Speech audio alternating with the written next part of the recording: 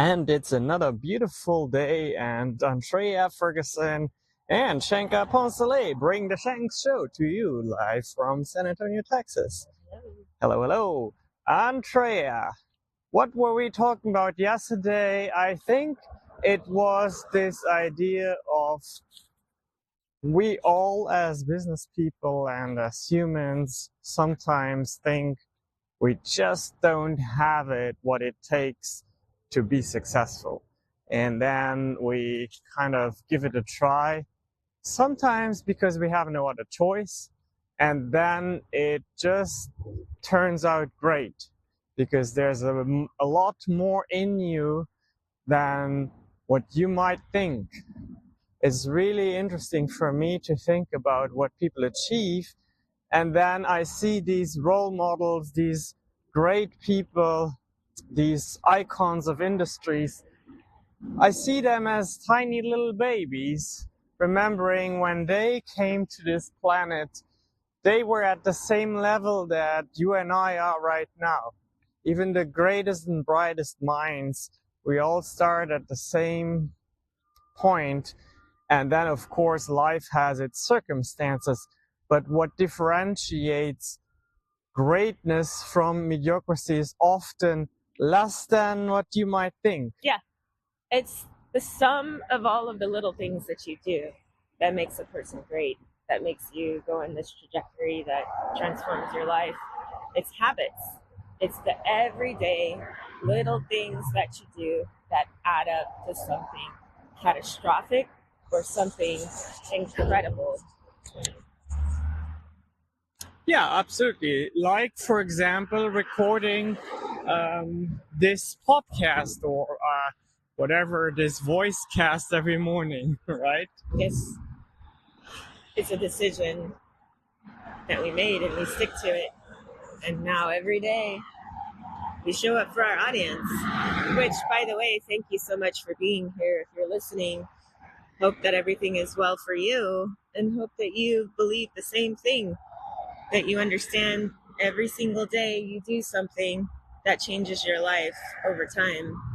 Yes, and we do hope that we touch your lives by doing this. Type in yes if that is the case. Type in yes. YES. All right, Andrea, when's the last time that this really... what? We're trying to cross the street here. And when's the last time that you were tired of being alive, Andrea, crossing the street here like this with me? Tired of being alive? Yeah. All right. I like Let's alive. go. I love it. I love my kneecaps too. Okay, run. So tell me, when was the last time you achieved something that you didn't think you were able to achieve?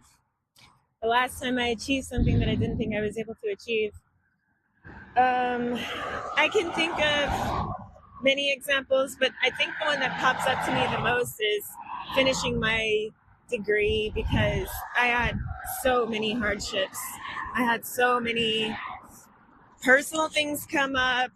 I had even not professional, but academic problems, because my school, they were supposed to have a committee meeting to determine some particulars about the ethics of which are good. You're supposed to have ethical meetings every single time there's a dissertation or a project or something like that involves other people. And for my project, it was really getting down to the wire on time, because I was operating outside of the traditional school period for what I was doing. And I just ran into a bunch of problems. And I asked myself, is this even worth it? Should I continue on? And fortunately, I was, and I don't mean in the terms of like, oh, I just want to give up and kill over and forget everything, all the money and everything that I've spent. But is it worth it? Is it worth my my mental health? Is it, in the long run, is it going to make a difference professionally in my career? Which, by the way, it did. And I was fortunate enough to be surrounded by amazing people that one of my mentors who's a professor who's Harvard grad and has taught in the best the best universities in the world, was really, really telling me, you better not quit. You better keep working. You better do all that you can, even if that committee isn't meeting. Do everything you need to do to prepare yourself and align yourself to be able to take this on. And I had family, friends that were like, what is the point of going 75% of the way? In fact, you're probably at 90%. Why would you quit? Why would you do that? And I just had so many good people in my ear who really, really gave me perspective. And I would say that was one of the last times that I remember really fighting for something that in the end was significant and made a huge difference in my personal and my professional career. It was just, it's not even, sometimes it's just about getting tired. It's not about whether or not you can do something if you have the ability, if you're smart enough, if you're tough enough, if you're this, if you're that. It's fatigue. You can just really, really get tired and start to question or wonder, like, do I keep going or not?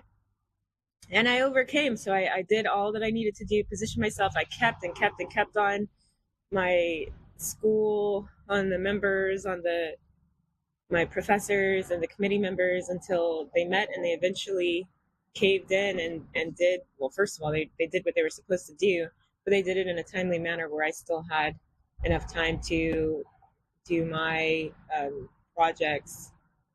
And yeah, I graduated with distinction in that, and it was all very, very worth it. And to this day, I still lean on a lot of what I learned and a lot of the resources that I found at the time. Yes, indeed, Andrea. Education, especially high level education, and education that you get by traveling the world, because you didn't do that in the US, right? I did not. You were in? I was in the UK. I was studying in Westminster, in London. Mm-hmm. Mm-hmm. So I can relate to that absolutely. I mean, each time I have kind of graduated or gotten a diploma, I was typically very yeah, I mean, to some degree one always wonders, can you do that? Especially when I got my first university degree in the United States, as an immigrant, after having had a career for 10 years in law enforcement, coming to a new country and doing that using a new language. So I can absolutely relate to that. Yeah, I think I want to talk about business ownership because it's definitely something that I would have never believed would develop to the degree that it has.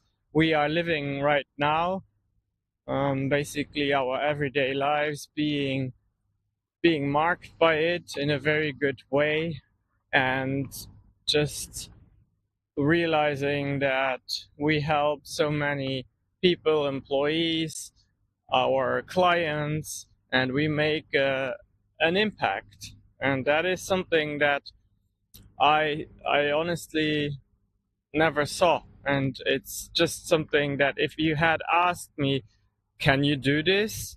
I would have said, I don't know. I'm not sure. And that's how everything in business very often is. You have to really run with it. And then you look back years, or, whenever, several years in, you look back at the trajectory and you ask yourself, well, how did this even happen? Because if you had to have planned it, it would have been very difficult. Yes, you can have business plans and projections, but the way it actually unfolds is often different. I mean, it is, of course, somewhat close to what you have seen for yourself, but also not.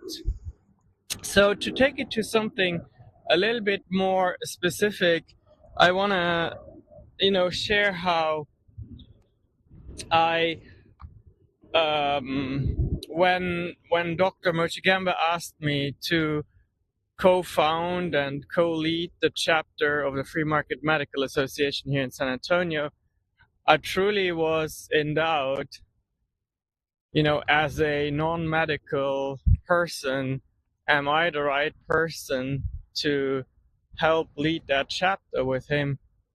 And it turned out that, yes, as a owner of a media agency, I was exactly the right person to do that, because a lot of medical professionals do not know how to organize chapters. In that sense, they definitely don't know about the whole media part and online visibility part. So I did that, and then when you joined, Andrea, and we really took the whole thing to the next level by making every meeting, turning every meeting into a mini event that is well thought out, well planned, and that has great online visibility. We have another one coming up on November 3rd, and I have already gotten a text from a physician who lives in Houston who wants us to stream it live. Now, this is an in-person event. I hadn't planned for it, but now I might just do it. Well, where there is demand, we give supply, right? Mm-hmm. Mm-hmm. So, and I just wanted to say, going back to education, which is very intertwined with business, we know that there is a key, if you will, to a door that's unlocked once you get that. And hopefully for the listeners, you understand it's not just about the piece of paper. It is the knowledge you obtain. It's the journey and the process that has so much to do with your success afterwards. Like me obtaining my master's, I felt like that was one of the hardest things that I had to do. Of course, we know business is like 10 times harder, but you learn how to, it is. If you're going to survive and stay alive and keep all of the people, especially if you have people operating under you, you're going to keep them afloat, then you have to make tough decisions sometimes, and you have to be consistent. But like when you're a student, whether you're doing your master's or a different degree, you have to keep that forward thinking in mind always, like what comes after, what am I doing after, why do I need this to prepare? And in business, you really go through the challenges as well of like, I kind of feel like it's always a game, like a juggling game. You're always balancing something. You're always assuming the risks, and you just have to keep going. You can't really stop, but you don't keep going doing things that don't work. So you have to be innovative. You have to be forward thinking, and you have to be really open to inspecting your own systems, because we were talking about the sum of your everyday things produce a result. And even in business, it's the sum of the way that you operate those everyday things. And so even with forming a community, it didn't happen overnight. Like with the San Antonio Free Market Medical Association, we made these steps, we made these choices to attend events strategically, to obtain knowledge, to continue to educate ourselves. And nobody was motivating us to do that but ourselves. Like intrinsically, we knew that it was important and that it would have an overall effect and impact on the community and what we're doing. And now we get to touch people who don't even live in the same city, who get to learn about us because we have been consistent. We did make a presence. We have a footprint. We were given the Beacon of the Year award, which is nothing to sneeze at. Only doctors have been given this award, and Chapter of the Year So what as well. is that? So a beacon is a light that attracts, like a lighthouse. Or, if you think of a lighthouse, it helps people to navigate, and you really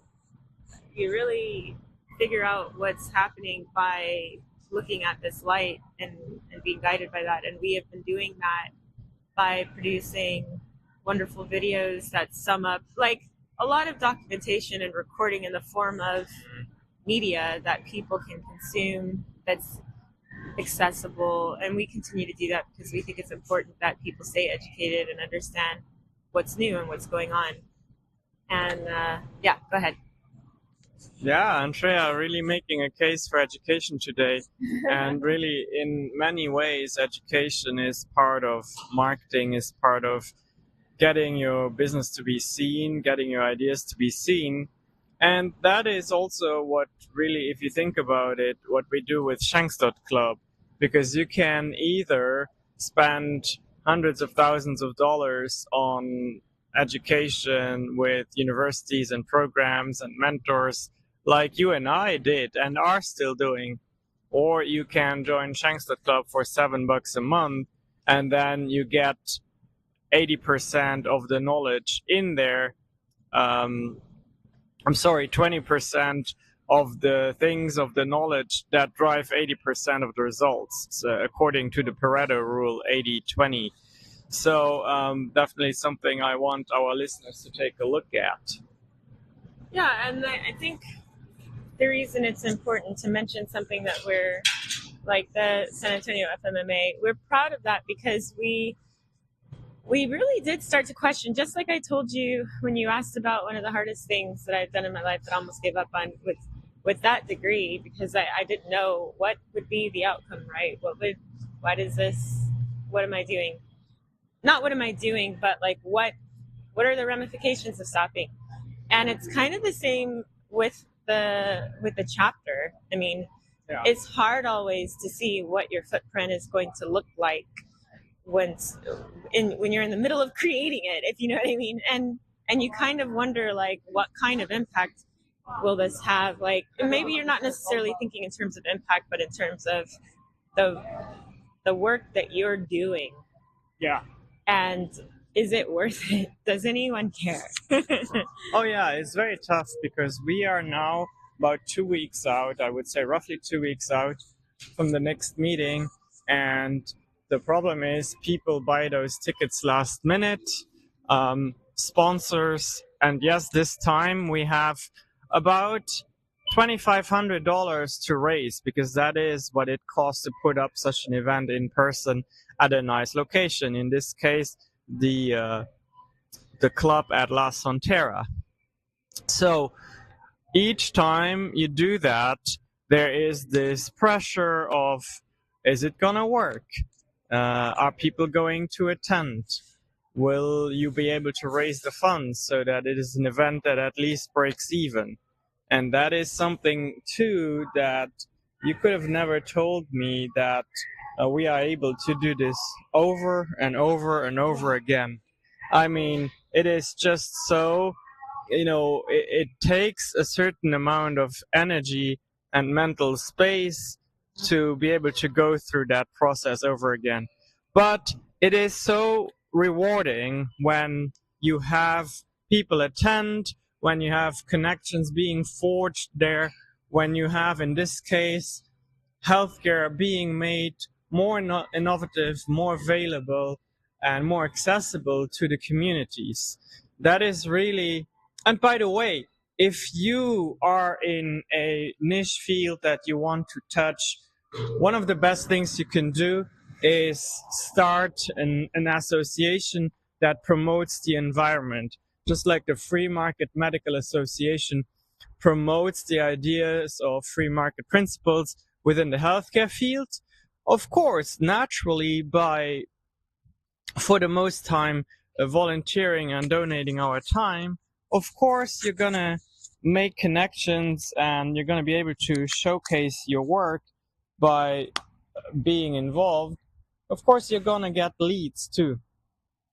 And so this is a secret hack, okay, that we just revealed here. One of the best marketing strategies is to start being involved in an association that serves your niche. It's very easy because most likely you will be the only person in the room for the most part that offers a service or product that everyone else needs. Because as in our case, usually if you have 100 people in the room, there are 90 physicians. No, let's say there are 50 physicians, 45 agents or brokers, and then the Shanks team, marketers, right? So you can see how that makes sense. Now, of course, you want to know how to organize such an association, how to plan it, how to make sure that people show up, how to get sponsorship monies, and so on and so forth. And that is just one of the things that we will address in Shanks.club as speeches, because what Shanks.club really is a collection of educational moments. And there's on demand too. So if you join and you say, I want to know how you run this chapter, then we'll put on a live Zoom event that will invite some guests that do that, and then we'll talk about it. I do also want to say that the key word is need. It makes no sense whatsoever to create or join an organization where there is no need for you. Mm-hmm. It sounds really awful, but you ultimately want to provide solutions for pain points of your prospects or clients, and it doesn't make any sense to, I guess that's kind of solved by being in a place where you're the only one, but you really have to think, is there a way to serve this community? Because otherwise you're not benefiting anyone, not yourself, not the people that you're in this organization with. And we truly do know that half of the people, when we began, half of the provider, well, there's this ongoing debate about whether or not healthcare professionals and clinicians should be called providers or not. But there are third parties, there are vendors, there are healthcare professionals, there's pharmacy, there's sellers and buyers of healthcare. And a lot of people are confused about which ones they are. Mm-hmm. So as an employer, you're a buyer of healthcare. But if you're a doctor that has a team, usually in direct primary care, which is something that gels really well with free market, they don't have a huge team. But let's just say they do. Okay. So they have a team. So they are both sellers and buyers of healthcare, and they need to understand where they fit. So if you're marketing yourself, you're obviously a seller of healthcare. If you're providing benefits to your employees, then you're a buyer of healthcare. How do you move in that space is one thing to learn, and how you present yourself, how you market yourself if you want to have clients. So, and by the way, they're clients, not just patients. So these are all things that we found a way. Well, you just turned this into a mini primer on free market. Now. I did. I really did. And if everybody comes to the event, which seems like we may be doing it virtually now, maybe it's hybrid, you can find out even more. It's decided today. The email needs to go out. Oh, goodness. So there's always this debate, and let us know what you think, because I'm really interested in that. There's this debate around, should the ticket be the same price for virtual events? Okay, this is an in-person event, and yes, people can eat and drink there. Now, those who attend virtually, should they pay the same rate? Ooh. Some say, yes, absolutely, because it's the same value provided. You still needed to organize it. You still needed to organize the live stream. You still needed to organize the speakers, and you get the value. Why not have to pay for that? And personally, I agree with that. Okay, so then there are other people who say, why would I pay for that? I'm not going to eat and drink. Well, let me tell you this, again, my perspective. If eating and drinking is the only reason you show up, then take your $20 in this case and go to a restaurant.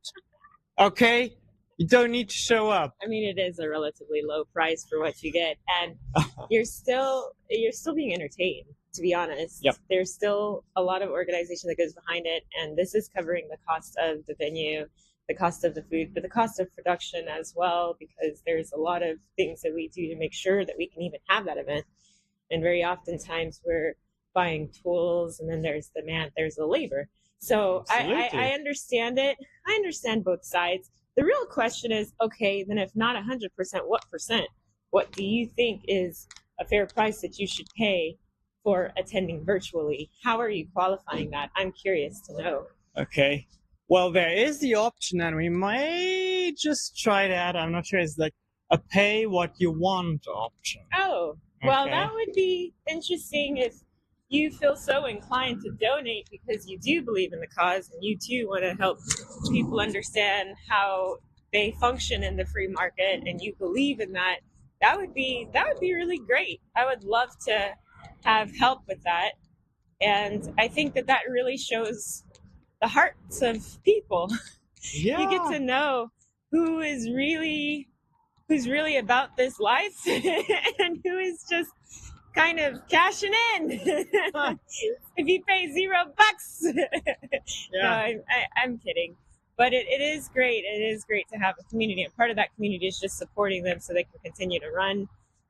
We do this for everyone to understand where they fit in this huge puzzle, this huge maze, because we care about lowering the cost of healthcare without necessarily raising taxes to the point where it's hard to live. So yeah, that's those are things that we care about, and we encourage you to do the same. If you are in a city, especially in the US, actually only in the US, we haven't dabbled overseas yet, but if you are trying to build a free market community and you need a little bit of help, do reach out to us. We have so much knowledge on how to do it. We've been doing it for years now, and we'd love to see like communities all over the US that decide to take a hands-on approach to being involved in how you pay for your healthcare. Yeah. Well, and that is for the Free Market Medical Association. I will say, if you are interested in building a community, no matter where you are on the planet, dear friends, we can help you. And also, if you join Shanks.club, you'll probably learn how to do a lot of things that go even beyond the free market, because maybe you're not interested in that, or maybe it doesn't apply to you. We're not saying everybody should go out and start forming these health clubs and things like that. No, but form clubs for sure. Yes, and because if you that's join the way to go. Club, you can learn how to do that in an effective way that really is stress-free and saves you loads of time, because you learn from people who have done it. You learn from award-winning club leaders. Absolutely. Absolutely. There's a reason for that. I'm telling you, there's 33 chapters in the U.S. so far to date, and there's a lot of people, but only our chapter was the beacon. Was the beacon. All right. I think that's a wonderful point to end on. And yeah, thanks for listening. We are very grateful for your time that you take each morning to listen to this, because time is very valuable, especially yours. So thank you, thank you, thank you. Type us a comment in the text box. No matter what it is, your comments keep us going. They really make our day. We watch this every morning with you, and I have one thing to say. Yep. Don't give up. Whatever it is, we talked about education going through. We talked about business, and the thing that sets you apart from completion and not is whether or not you stop.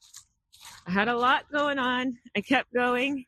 You can keep going too, no matter what stage you are in life. You just have to make a decision and an agreement, a promise to yourself, but you'll do it. Well, wonderful. I have nothing to add. You said it perfectly. Bye-bye for now, my friends. Bye-bye. See you tomorrow. See you.